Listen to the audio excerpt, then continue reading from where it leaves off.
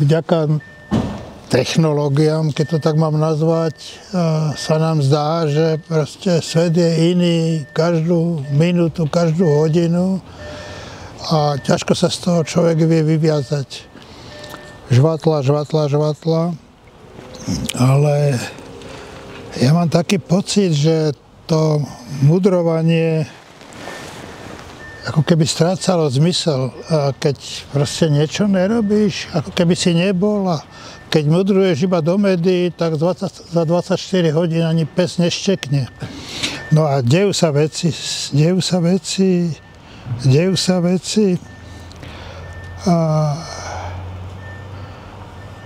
zdá sa mi, a to je aj téma, ktorú ste vy otvorili, myslím, že v poslednom čísle týždňa, že rozprávať by sa mal človek s každým, ale mám sa ja rozprávať s nacistom? Mám sa ja rozprávať s človekom, ktorý ohrozuje môj dôstojný život, ale nielen môj dôstojný život, ale aj fyzický život, mám sa s ním rozprávať, keď stojíme na rôznych stranách barikády a obidva sme presvedčení, že máme pravdu. To slovo pravda dávam do úvodzoviek, pretože za mnohými z nich sú iba osobné, skupinové, komerčné záujmy, moc a profit. A orientuj sa v tom, keď nemáš v sebe nejaký morálny základ, morálnu navigáciu, aj potom si bezradný často. Veď sa pozri, ten Trump, ja nechcem o ňom hovoriť, ale to je narcisná osobnosť, ktorá dokázala pohnúť svetom. Veď on urobil premiér na Blízkom východe a aj v iných regiónoch niečo, čo demokratickými procedúrami je takmer nemožné. Tak potom, ako chápať liberálnu demokraciu vo chvíľach, keď sa musíš rozhodovať z chvíľky na chvíľku, to poprvé, a keď nemáš za sebou moc. On má za sebou moc.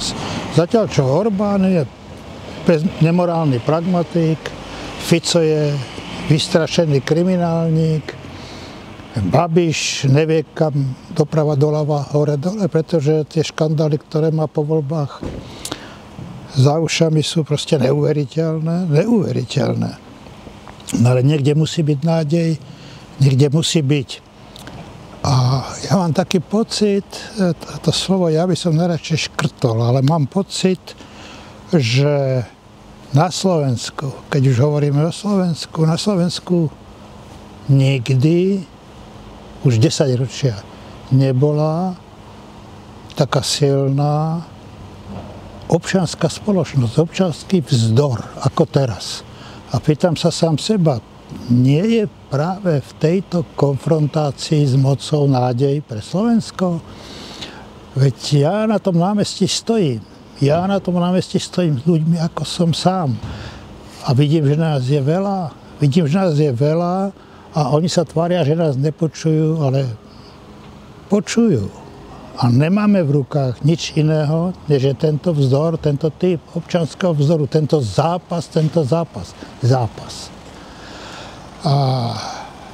Ktorý dáva ľudskému životu zmysel. Veď čo stojí za to, aby človek obetoval to najdôležitejšie, čo má, energiu, čas, ako dôstojný život, prípadne aj dôstojná smrť. Nám sa to, Éňo, kecá. Tuto. Ale veď v tejto istej chvíli, niekde v Gaze, niekde na Ukrajine, niekde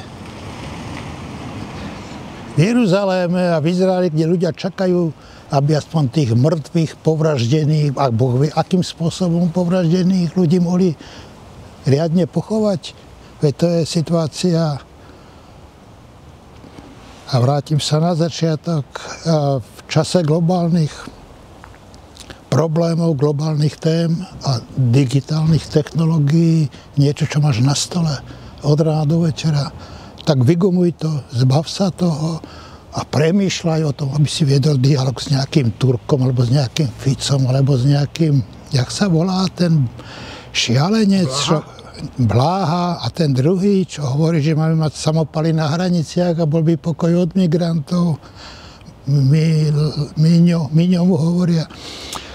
Veď to sú nepriatelia. A nebudem sa s nimi rozprávať. Slovo dialog mi v poslednom čase zhorklo v ústach. No dobré, ale ty si sa dlhý čas o to pokúšal s jedným podobným človekom. 16 rokov. Ja neviem, či Matej, tak sa volal, bol pravoverný nacista, alebo iba pozer. Ale je mi to jedno. Pretože za mnohým hnusným, zlým, násilným, za mnohými vraždami, smrťou a utrpením je poza nejakého politika. A to, čo nás možno zbavilo a zbavuje bezprostredného ohrozenia, že mu chýba tá moc, ktorú my mu nemôžeme, nesmieme, nechceme dať do rúk. A čo mám k dispozícii? Občiansky vzdor, občiansku revoltu, protesty. Žijeme v oáze pokoja, dalo by sa povedať, ale nemôžeme sedieť na zadkoch. To by bol hriech neodpustiteľný.